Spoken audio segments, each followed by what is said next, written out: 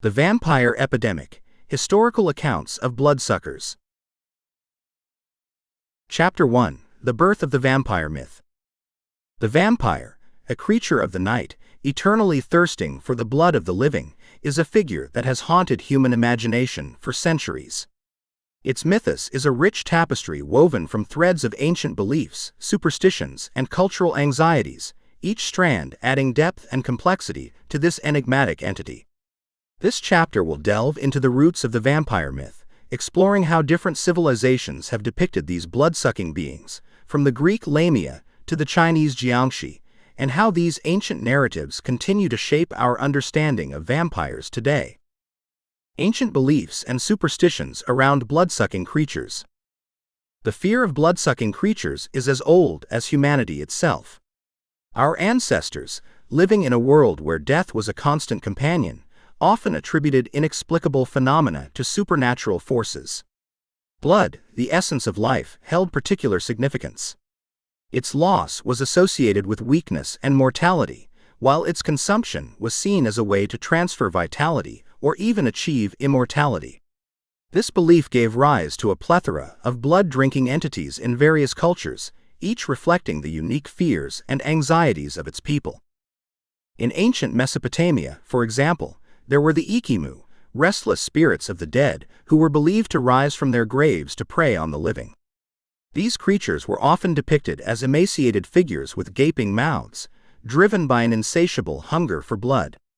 The Mesopotamians performed elaborate rituals to appease the Ikimu, fearing that their wrath would bring disease and misfortune. Similarly, the ancient Egyptians feared the Sekhmet, a lion-headed goddess associated with war and destruction. Sekhmet was believed to have a voracious appetite for blood, and her rage was said to be so intense that it could consume the entire world. To appease her, the Egyptians offered sacrifices and performed rituals in her honor. These ancient beliefs and superstitions laid the foundation for the vampire myth. They established a connection between blood, death, and the supernatural, paving the way for the emergence of more complex vampiric figures in later cultures. The evolution of the vampire figure across various cultures. The vampire, as we know it today, is a product of centuries of cultural evolution. Its image has been shaped and reshaped by countless narratives, each adding new layers to its mythos. While the core concept of a blood-drinking creature remained constant, the specific characteristics and attributes of vampires varied significantly across different cultures. In ancient Greece, for instance, there was the Lamia, a monstrous creature with the head and torso of a woman and the body of a serpent. Lamia was said to prey on children, draining their blood and devouring their flesh. She was often depicted as a seductive figure, luring her victims with her beauty before revealing her true monstrous nature.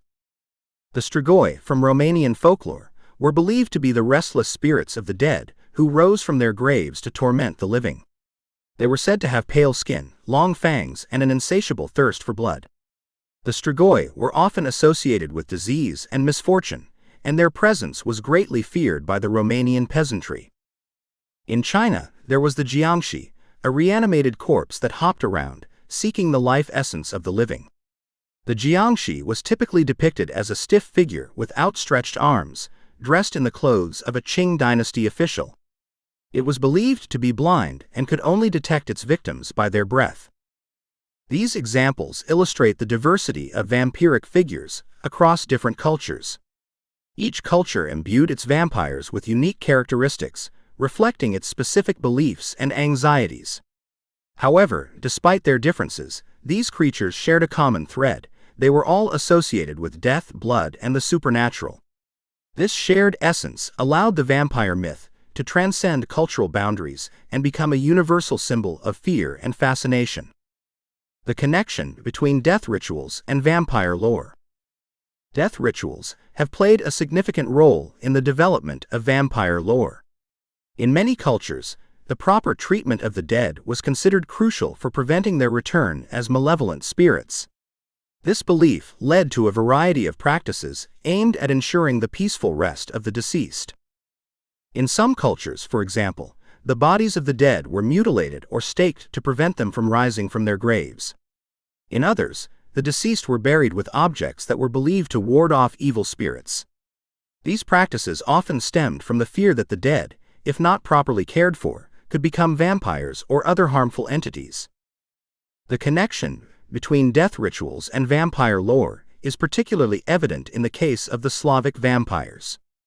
In Slavic folklore, vampires were often associated with improper burials or deaths that occurred under unusual circumstances. For example, people who died suddenly without receiving the last rites, or who were buried in unconsecrated ground, were believed to be at risk of becoming vampires. This association between death rituals and vampirism reflects the deep-seated human anxiety about mortality. It highlights the fear that death, if not properly managed, can lead to the return of the deceased as malevolent entities. This fear, in turn, has fueled the creation of countless narratives about vampires and other creatures of the night, serving as a cautionary tale about the importance of respecting the dead and the power of death itself. Chapter 2: The Plague and the Rise of the Vampire Panic. The Black Death, a bubonic plague pandemic that swept across Europe in the mid-14th century, is estimated to have killed between 75 and 200 million people.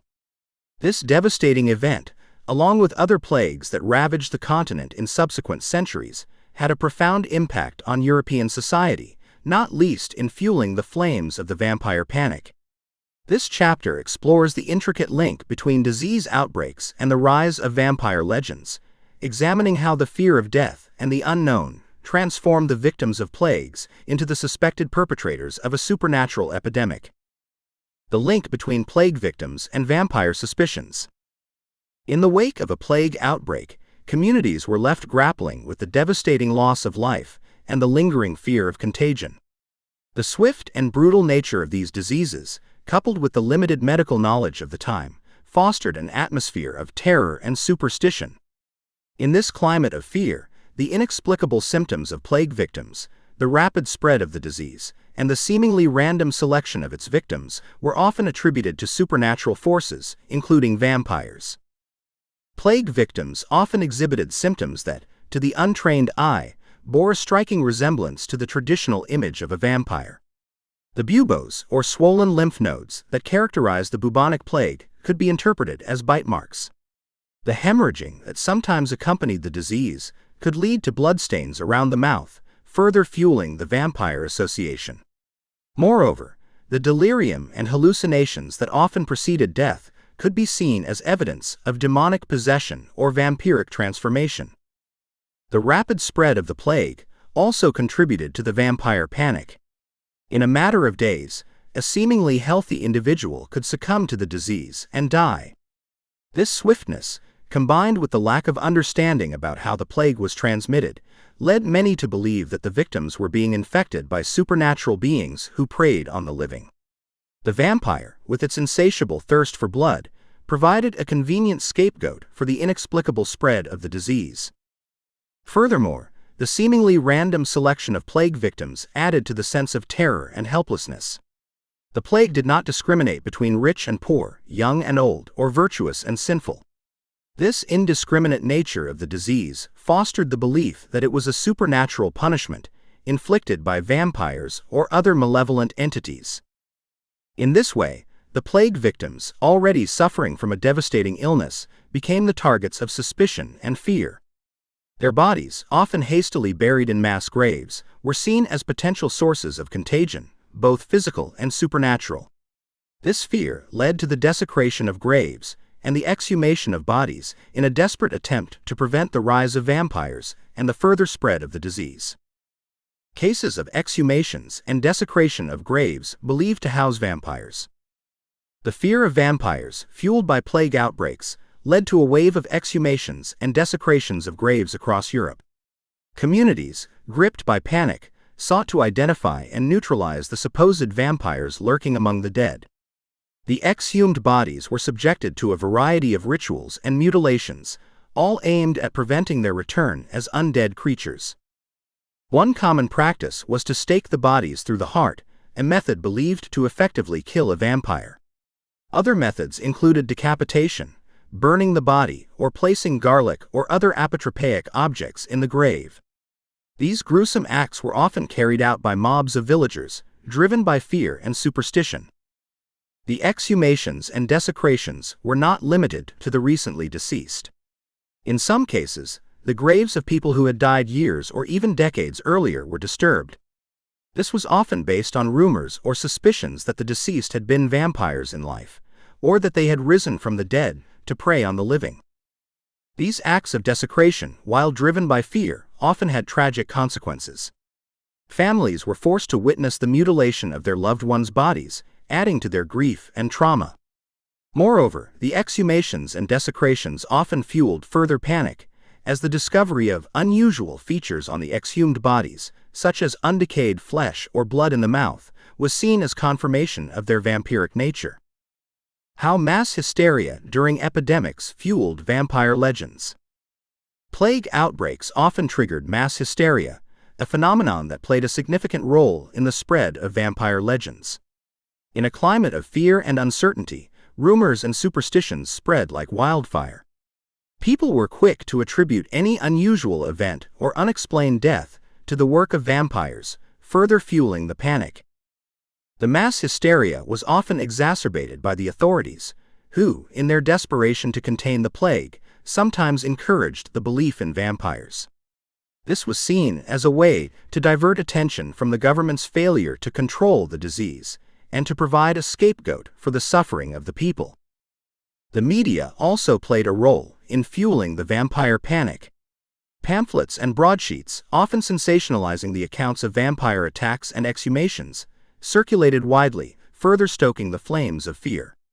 These publications often included detailed descriptions of supposed vampires and their victims, as well as instructions on how to identify and kill these creatures.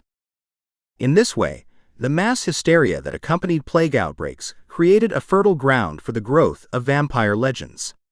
The fear of the unknown, the desire for scapegoats, and the sensationalism of the media all contributed to the transformation of plague victims into the suspected perpetrators of a supernatural epidemic. The vampire panic, fueled by the devastation of the plague, left a lasting mark on European society. It shaped the way people viewed death and disease, and it gave rise to a plethora of vampire legends that continue to fascinate and terrify us today. Chapter 3: The Real-Life Vampire Hunters. The vampire panic that swept across Europe in the wake of devastating plagues was not merely a passive wave of fear and superstition. It also spurred a proactive response from individuals and communities who believed in the existence of vampires and took it upon themselves to combat this perceived threat. This chapter delves into the world of the real-life vampire hunters, exploring the methods they employed, the case studies of their hunts, and the complex interplay of faith, fear, and folklore that motivated their actions. Famous vampire hunters and their methods of curing vampirism. Across the annals of history, several figures emerge who dedicated themselves to the pursuit and eradication of vampires. These individuals, often driven by a combination of religious zeal, medical curiosity, and personal conviction, developed a range of methods to identify, confront, and cure those they believed to be afflicted with vampirism. One such figure is the 18th-century Austrian physician, Gerard van Swieten. Swieten, a man of science and enlightenment, was dispatched by the Empress Maria Theresa to investigate reports of vampirism in Serbia. Despite his initial skepticism, Sweeten's inquiry led him to conclude that the phenomenon was real, albeit rooted in natural causes rather than supernatural ones. He attributed the alleged vampiric activities to the premature burial of plague victims, whose bodies exhibited signs of decomposition that were misinterpreted as evidence of undead life. Sweeten's remedy was straightforward: ensure proper burial practices to prevent the emergence of vampires. Another prominent vampire hunter was the French priest, Dom Augustin Calmet. Calmet, a Benedictine monk and scholar, penned a voluminous treatise on vampirism in the early 18th century. While acknowledging the existence of vampires, Calmet cautioned against hasty conclusions and advocated for a thorough investigation of each case. He proposed various methods to identify vampires, including observing the body for signs of decomposition, interviewing witnesses, and even exhuming the suspected vampire's grave. Calmet's approach was marked by a blend of religious doctrine and empirical observation, reflecting the intellectual currents of his time. In contrast to these more measured approaches, some vampire hunters resorted to more drastic measures. The staking of the heart, a practice rooted in folklore, was a common method employed to kill a vampire. Decapitation, burning the body, and dismemberment were also used in some cases. These gruesome acts, often carried out in public, served as both a deterrent to other potential vampires and a cathartic release for communities gripped by fear. The methods employed by vampire hunters varied widely, reflecting the diverse cultural and intellectual contexts in which they operated. Some, like Sweeten, sought to understand the phenomenon through the lens of science, while others, like Calmet, combined religious doctrine with empirical observation. Still, others relied on traditional folklore and superstition to guide their actions. Despite their differences, these vampire hunters shared a common goal: to protect their communities from the perceived threat of the undead. Case studies of documented vampire hunts and the rituals performed. The historical record is replete with documented cases of vampire hunts, each offering a glimpse into the beliefs and practices of the communities that carried them out. These hunts often followed a pattern, beginning with the identification of a suspected vampire, followed by an investigation, and culminating in the exhumation and neutralization of the body. One of the most famous cases is that of Peter Plogojewicz, a Serbian peasant who died in 1725. Shortly after his death, several villagers reported being visited by Plogojewicz in their dreams, claiming that he had attacked and drained their blood. These claims, coupled with the sudden deaths of several other villagers, led to the exhumation of Plogojewicz's body. To the horror of the villagers, the body was found to be remarkably well preserved, with blood flowing from its mouth and nose. Convinced that they were dealing with a vampire, the villagers staked the body through the heart and burned it. Another well-documented case is that of Arnold Paule, another Serbian peasant who died in 1726. Paule's death was followed by a series of unexplained deaths in his village, leading to suspicions that he had returned as a vampire. The villagers exhumed Paule's body, and finding it to be in a similar state of preservation as Plogojewicz's, proceeded to stake and burn it. However, the deaths continued, prompting the villagers to exhume and neutralize the bodies of several other suspected vampires. These cases illustrate the typical rituals performed during vampire hunts. The exhumation of the body was often accompanied by prayers and incantations, aimed at warding off evil spirits. The examination of the body focused on signs of vampirism, such as undecayed flesh, blood in the mouth, or the growth of new hair and nails. If these signs were present, the body was subjected to various mutilations, including staking, decapitation, or burning. These rituals, while gruesome, were believed to be necessary to prevent the vampire from returning to prey on the living. The role of the Church in supporting or denouncing vampire hunts. The Church's stance on vampire hunts was complex and often contradictory. On the one hand, the Church condemned the superstitious beliefs and practices associated with vampirism. It emphasized the importance of faith and reason, urging people to turn to God rather than folklore in times of crisis. On the other hand, the Church also recognized the power of fear and the need to address the concerns of the faithful. In some cases, priests even participated in vampire hunts, lending their authority to the proceedings. This ambivalent attitude reflects the Church's struggle to maintain its authority in a world where superstition and folklore often held sway over the minds of the people. The Church sought to balance its role as a spiritual guide with its responsibility to address the practical concerns of its flock. In the context of the vampire panic, this meant navigating a delicate path between condemning superstition and acknowledging the reality of fear. In some instances, the Church actively supported vampire hunts, seeing them as a way to combat the perceived threat of the undead and to reinforce its own authority. Priests would often bless the proceedings, offer prayers for the souls of the deceased, and even perform exorcisms on the suspected vampires. This involvement served to legitimize the hunts in the eyes of the community and to reassure people that the Church was on their side in the fight against evil. In other cases, however, the Church denounced vampire hunts as superstitious and barbaric. It condemned the mutilation of bodies and the reliance on folklore, urging people to turn to reason and faith instead. This stance often put the Church at odds with the community, as people struggled to reconcile their fear of vampires with the Church's teachings. The Church's role in the vampire panic was thus a complex one, marked by both support and condemnation. It reflects the challenges faced by religious institutions in navigating the intersection of faith, fear, and folklore. Chapter 4: The Vampire Epidemic in Eastern Europe. The vampire myth, while prevalent across various cultures, found particularly fertile ground in Eastern Europe during the 17th and 18th centuries. This region, steeped in folklore and superstition, became the epicenter of a veritable vampire epidemic, with numerous cases of alleged vampirism sparking widespread panic and fear. This chapter delves into this fascinating period, exploring the specific cases that fueled the epidemic, the role of folklore in its spread, and the lasting impact of these events on European society and literature.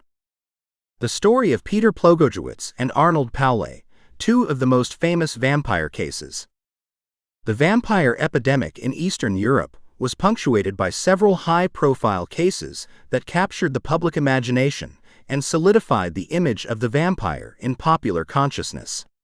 Two of the most notorious cases involve Peter Plogojewicz and Arnold Paulé, Serbian peasants whose deaths sparked a chain of events that reverberated throughout the region. Peter Plogojewicz, a resident of the village of Kisilova, died in 1725 at the age of 62. Shortly after his death, several villagers reported being visited by Plogojewicz in their dreams, claiming that he had attacked them and drained their blood. These claims, coupled with the sudden and unexplained deaths of several other villagers, led to widespread panic. The villagers, convinced that Plogojewicz had returned as a vampire, exhumed his body. To their horror, they found it to be remarkably well preserved, with blood flowing from its mouth and nose.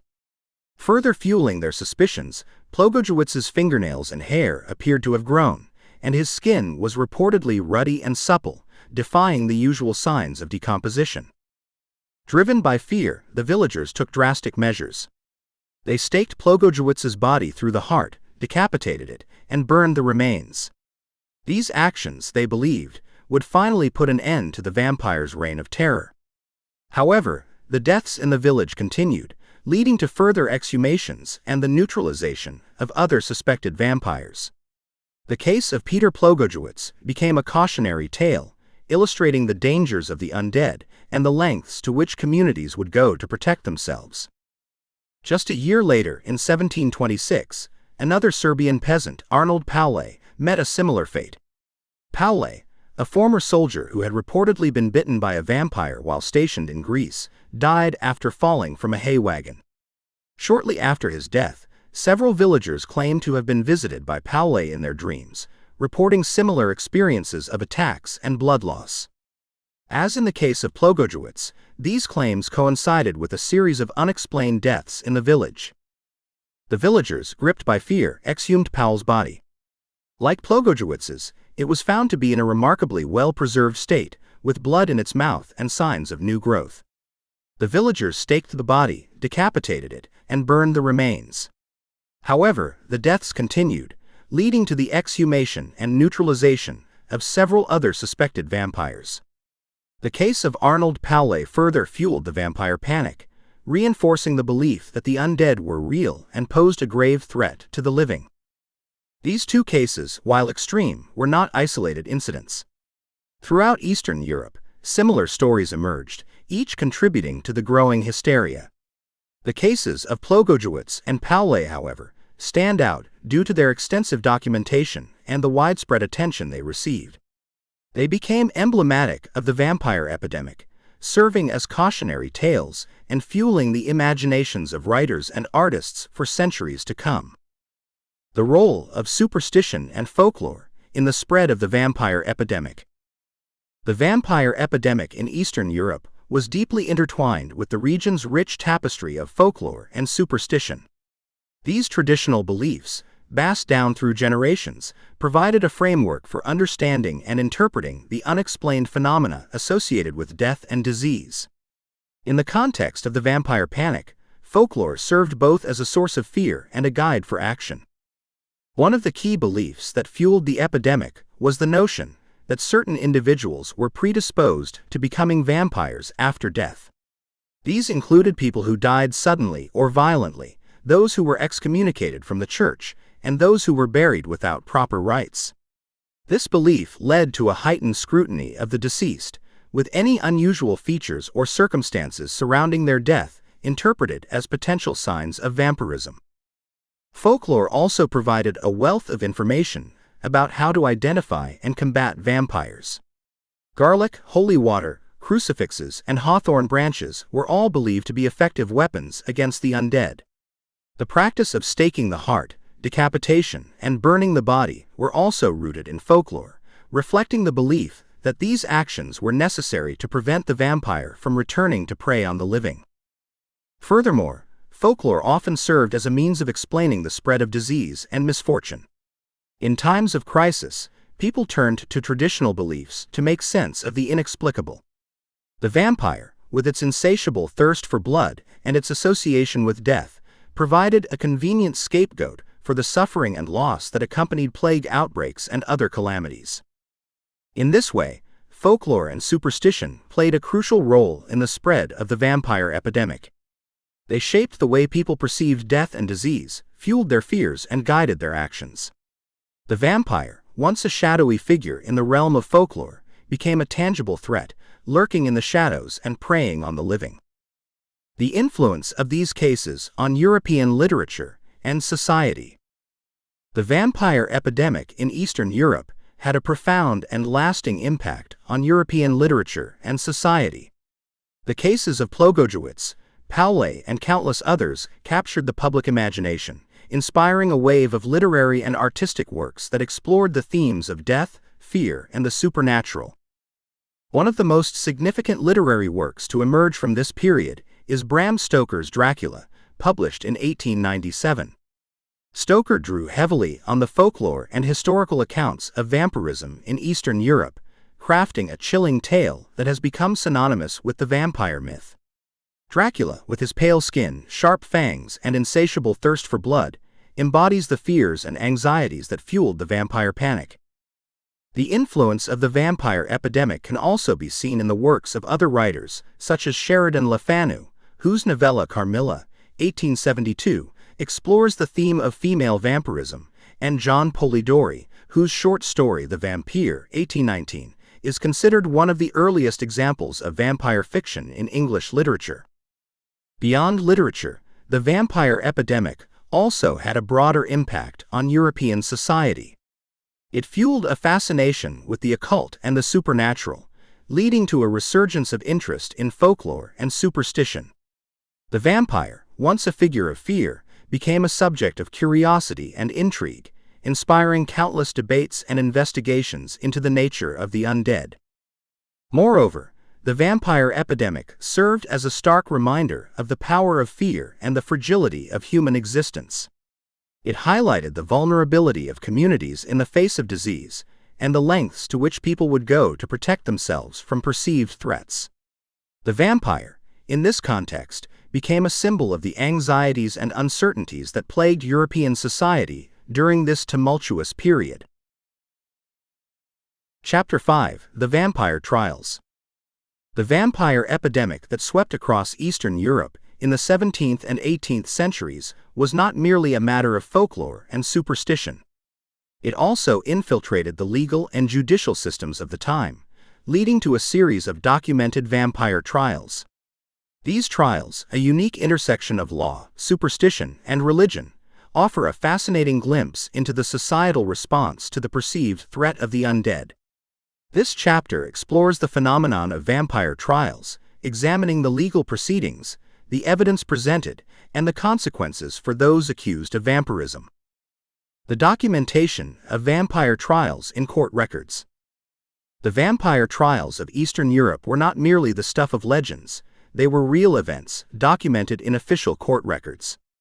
These records, preserved in archives across the region, provide a wealth of information about the legal and social context in which these trials took place. They reveal the intricate interplay of law, superstition, and religion in the prosecution of alleged vampires and offer a unique perspective on the societal anxieties of the time. One of the most striking features of these records is the meticulousness with which the trials were documented.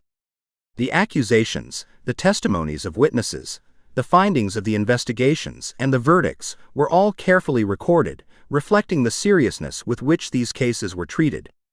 This meticulous documentation underscores the fact that, for the people of the time, the threat of vampirism was very real and required a formal legal response. The court records also reveal the diversity of cases brought before the authorities. Some involved individuals accused of engaging in vampiric activities while alive, such as attacking and draining the blood of their victims. Others involved the exhumation and examination of bodies suspected of being vampires after death. In both cases, the evidence presented often consisted of a combination of eyewitness accounts, physical examinations of the bodies, and the interpretation of folklore and superstition. The testimonies of witnesses played a crucial role in these trials. Villagers would come forward to recount their encounters with the alleged vampire, describing their dreams, their physical symptoms, and their fears. These testimonies, often delivered with great emotion and conviction, carried significant weight in the eyes of the authorities. They provided a human face to the vampire panic, reinforcing the belief that the undead were not merely creatures of folklore, but a tangible threat to the community. The intersection of law, superstition, and religion in these trials. The vampire trials of Eastern Europe were a unique blend of legal procedure, superstitious belief, and religious doctrine. The authorities, while bound by the laws of the land, were also influenced by the prevailing folklore and the teachings of the Church. This created a complex and often contradictory legal framework in which the accused were judged not only by their actions, but also by their perceived supernatural status. The legal proceedings themselves followed a recognizable pattern. The accused, often identified based on rumors or eyewitness accounts, would be brought before a local magistrate or a panel of judges. Witnesses would be called to testify, and the accused would be given an opportunity to defend themselves. The judges, after considering the evidence and consulting with religious authorities, would then deliver their verdict. However, the evidence presented in these trials was often far from objective. Eyewitness accounts were colored by fear and superstition, and physical examinations of the bodies were interpreted through the lens of folklore. The judges, while trained in the law, were not immune to the prevailing beliefs of their time. They often relied on the advice of priests and other religious figures, who interpreted the events through the lens of religious doctrine. This intersection of law, superstition, and religion created a unique legal environment in which the accused were often presumed guilty until proven innocent. The burden of proof rested heavily on the accused, who had to demonstrate their innocence, not only in the eyes of the law, but also in the eyes of the community and the Church. This often led to unjust verdicts, as individuals were condemned based on flimsy evidence and superstitious beliefs. The consequences for those accused of vampirism. The consequences for those accused of vampirism were severe and often fatal. In many cases, the accused were subjected to various forms of punishment, including imprisonment, torture, and even execution. The methods of execution varied, but often involved staking the body through the heart, decapitation, or burning. These gruesome acts were intended not only to punish the accused, but also to prevent them from returning as vampires and harming the community. Even those who were not formally convicted often faced ostracism and persecution. Their families and friends were shunned, and their property was often confiscated. The stigma of being associated with vampirism could last for generations, casting a shadow over the lives of the accused and their descendants. The vampire trials, while rooted in fear and superstition, had a profound impact on the communities in which they took place. They served as a stark reminder of the perceived threat of the undead and the lengths to which people would go to protect themselves. They also highlighted the power of folklore and superstition in shaping social norms and legal practices. The legacy of the vampire trials is a complex one. On the one hand, they represent a dark chapter in European history, marked by fear, injustice, and violence. On the other hand, they offer a unique window into the societal anxieties of the time and the ways in which communities responded to perceived threats. The vampire trials, while tragic in their consequences, serve as a cautionary tale about the dangers of superstition and the importance of reason and justice. Chapter 6: Vampires in Literature and Popular Culture. The vampire, once a shadowy figure confined to the realm of folklore and superstition, has undergone a remarkable transformation over the centuries, emerging as a captivating and enduring figure in literature and popular culture. From the Gothic horror of Bram Stoker's Dracula to the romantic allure of Anne Rice's Vampire Chronicles, the vampire has been reimagined and reinvented countless times, reflecting the changing anxieties and desires of each era. This chapter traces the evolution of the vampire from folklore to fiction, exploring its impact on Gothic literature, its portrayal in film and television, and the shifting perceptions of this enigmatic creature. The impact of vampire legends on Gothic literature. The rise of Gothic literature in the 18th and 19th centuries provided a fertile ground for the vampire myth to take root and flourish. This literary genre, characterized by its dark and macabre themes, its exploration of the supernatural, and its emphasis on atmosphere and suspense, offered the perfect setting for the vampire's debut on the literary stage. One of the earliest and most influential examples of the vampire in Gothic literature is John Polidori's The Vampire, 1819. This short story, inspired by Lord Byron's unfinished tale fragment of a novel, introduced the figure of Lord Ruthven, a charismatic and seductive vampire who preys on the young and innocent. Ruthven, with his aristocratic bearing and insatiable thirst for blood, embodies the anxieties of the time, reflecting the fear of the unknown and the allure of the forbidden. Another landmark work in the Gothic vampire tradition is Sheridan Le Fanu's Carmilla, 1872. This novella, narrated by a young woman who falls under the spell of a female vampire, explores themes of sexuality, identity, and the blurring of boundaries between the living and the dead. Carmilla, with her ethereal beauty and predatory nature, challenges traditional gender roles and subverts the conventional image of the vampire. However, it was Bram Stoker's Dracula, 1897, that truly cemented the vampire's place in Gothic literature and popular culture. Drawing on the rich tapestry of folklore and historical accounts of vampirism in Eastern Europe, Stoker crafted a chilling tale that has become synonymous with the vampire myth. Dracula, with his pale skin, sharp fangs, and insatiable thirst for blood, embodies the fears and anxieties that fueled the vampire panic. He is a figure of both terror and fascination, a predator who lurks in the shadows, preying on the innocent and corrupting the virtuous. Stoker's Dracula not only solidified the image of the vampire in popular consciousness, but also established many of the tropes that continue to define the genre today. The vampire's aversion to sunlight, its ability to transform into a bat, its hypnotic powers, and its vulnerability to stakes and holy water all have their roots in Stoker's iconic novel. Dracula also explores the themes of sexuality, religion, and the clash between modernity and tradition, adding depth and complexity to the vampire myth. The impact of vampire legends on Gothic literature extends far beyond these seminal works. Countless other novels, short stories, and poems have explored the vampire myth, each offering a unique interpretation of this enigmatic creature. From the romantic vampires of Anne Rice's Vampire Chronicles to the monstrous vampires of Stephen King's Salem's Lot, the vampire has proven to be a versatile and enduring figure in Gothic literature, capable of embodying a wide range of human fears and desires. The portrayal of vampires in films, television, and modern media. The advent of cinema in the 20th century opened up new possibilities for the portrayal of vampires, allowing them to transcend the written word and come to life on the silver screen.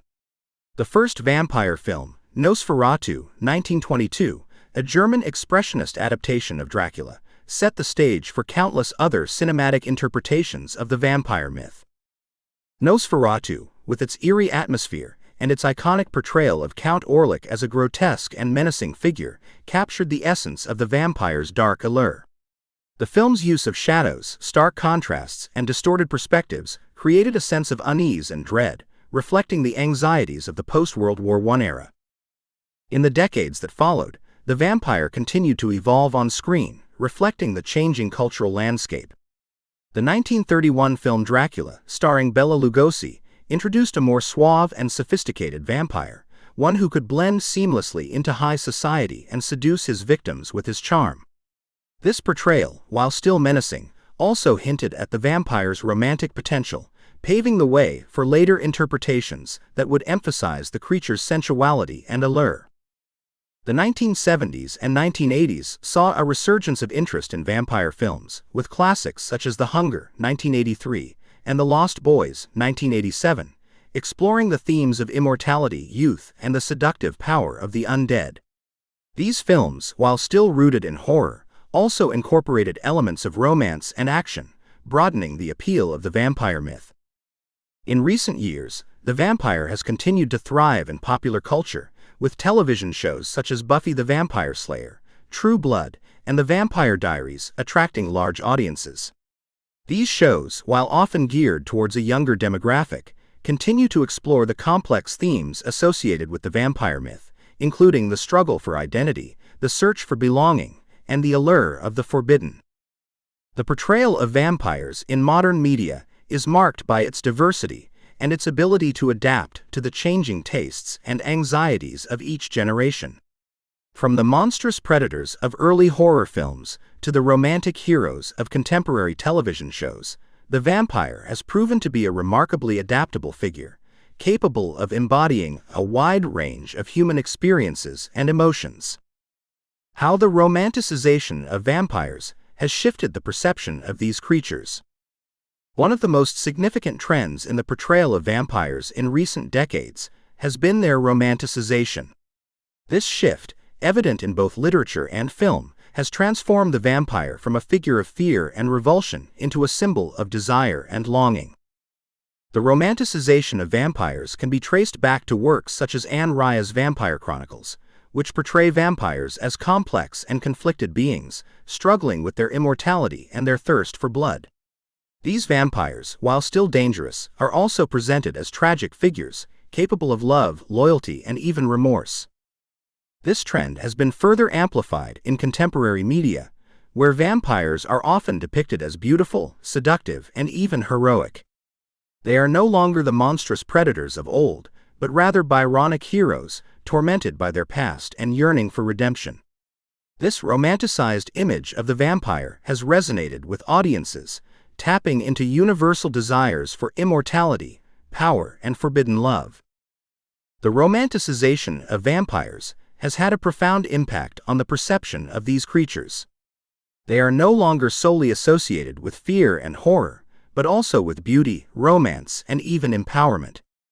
This shift reflects a broader cultural trend towards the acceptance and even celebration of the other, as well as a growing fascination with the dark side of human nature. The vampire, once a symbol of death and decay, has been transformed into a symbol of eternal life and boundless possibilities. This transformation, while controversial, speaks to the enduring power of the vampire myth and its ability to adapt and evolve in response to the changing cultural landscape. Chapter 7: Modern-Day Vampire Myths and Realities. The vampire, a creature born from the shadows of ancient folklore and superstition, has proven to be remarkably resilient, adapting and evolving to fit the changing cultural landscape. Even in the 21st century, the vampire myth persists, captivating the imaginations of millions and inspiring a variety of subcultures and communities. This chapter explores the modern manifestations of the vampire myth, examining its influence on subcultures, the psychology behind its enduring appeal, and the real-life events that continue to blur the lines between myth and reality. Contemporary vampire subcultures and communities. In the modern world, the vampire myth has found a new home in a variety of subcultures and communities. These groups, often drawn together by a shared fascination with the vampire archetype, create spaces where they can explore their identities, express their creativity, and connect with like-minded individuals. One of the most prominent vampire subcultures is the real vampire community. This group consists of individuals who identify as vampires, believing that they need to consume blood or psychic energy from others to maintain their well-being. While the majority of real vampires practice ethical feeding, obtaining blood through consensual donation from willing individuals, their existence challenges conventional notions of identity and normalcy. Another significant subculture is the lifestyle vampire community. This group embraces the aesthetic and cultural aspects of the vampire myth, often adopting a gothic style of dress, participating in role-playing games, and attending vampire-themed events. For lifestyle vampires, the vampire serves as a source of inspiration and empowerment, allowing them to express their individuality and challenge societal norms. Beyond these specific subcultures, the vampire myth also permeates various aspects of mainstream culture. Vampire-themed books, movies, and television shows continue to attract large audiences, and the image of the vampire is often used in advertising and fashion to convey a sense of mystery, allure, and rebellion. The internet has also played a significant role in fostering vampire communities and facilitating the exchange of information and ideas. Online forums, social media groups, and dedicated websites provide spaces for individuals to connect with others who share their interests, regardless of their geographical location. This virtual community has allowed the vampire myth to transcend physical boundaries and reach a global audience.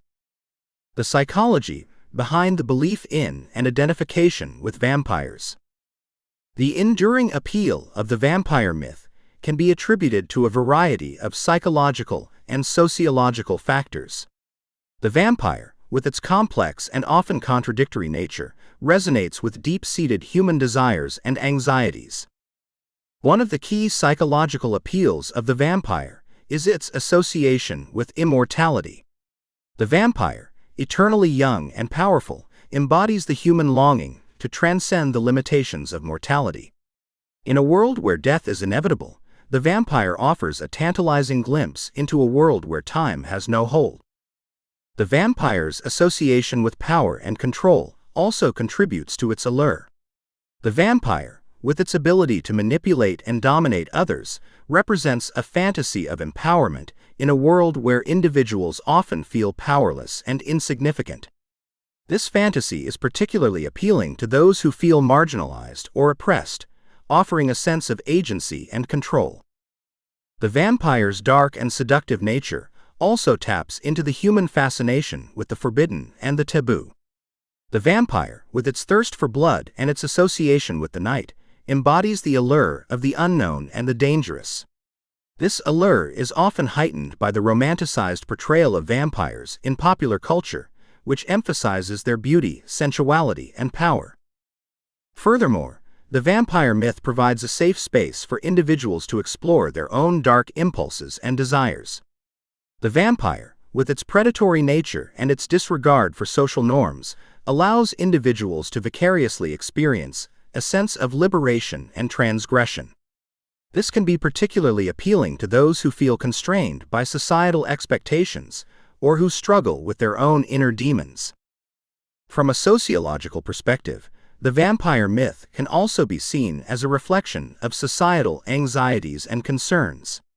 The vampire, with its association with disease and contagion, can be interpreted as a metaphor for the fear of the other and the anxieties surrounding social change. The vampire's ability to blend in and infiltrate society also reflects concerns about hidden threats and the erosion of trust. Real-life crimes and events inspired by vampire legends. While the vampire myth is largely confined to the realm of fiction and fantasy, there have been instances where real-life crimes and events have been inspired by vampire legends. These cases, while rare, highlight the powerful influence that the vampire myth can have on the human psyche. One of the most infamous cases is that of Richard Trenton Chase, the vampire of Sacramento, who terrorized California in the late 1970s. Chase, who believed that his blood was turning to powder and that he needed to drink the blood of others to survive, committed a series of brutal murders, mutilating his victims and drinking their blood. Chase's case, while rooted in mental illness, also demonstrates the potential for the vampire myth to inspire violence and deviance. Another disturbing case is that of Rod Farrell, the leader of a teenage vampire cult in Kentucky, who, in 1996, murdered the parents of one of his followers. Farrell, who believed himself to be a 500-year-old vampire, claimed that the murders were necessary to initiate his followers into his vampire family. This case highlights the dangers of groupthink and the potential for the vampire myth to be used to justify violent and antisocial behavior. In addition to these high-profile cases, there have been numerous other instances of individuals claiming to be vampires or committing crimes inspired by vampire legends. These cases, while often dismissed as the actions of disturbed individuals, serve as a reminder of the enduring power of the vampire myth and its ability to capture the imagination and influence behavior. The vampire myth, while rooted in ancient folklore and superstition, continues to thrive in the modern world. It has inspired a variety of subcultures and communities, reflecting the enduring appeal of this enigmatic creature. The vampire, with its complex and often contradictory nature, resonates with deep-seated human desires and anxieties, offering a glimpse into a world of immortality, power, and forbidden love. While the vampire remains largely a figure of fiction and fantasy, its influence on real-life events serves as a reminder of the powerful hold that this myth can have on the human psyche.